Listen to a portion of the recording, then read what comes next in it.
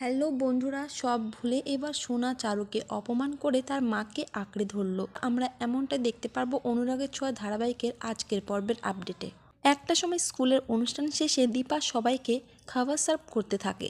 তবে সবাই মিলে দীপাকে অপমান করে, এমনকি সব খাবার ডাস্টবিনে ফেলে দেয়। ঠিক সেই মুহূর্তে সেখানে সোনা এসে দীপাকে কথা শোনাতে থাকে। এমনকি ঠিক সেই মুহূর্তে সোনা ও রূপার সঙ্গে এক প্রকার ঝামেলা সৃষ্টি হয়ে যায়। তবে সোনা খুব কান্না করতে থাকে। ঠিক তখনই রূপা সোনাকে নিয়ে তাদের বাড়িতে আসে। এরপর সোনা দীপাকে মা বলে ডেকে জড়িয়ে ধরে।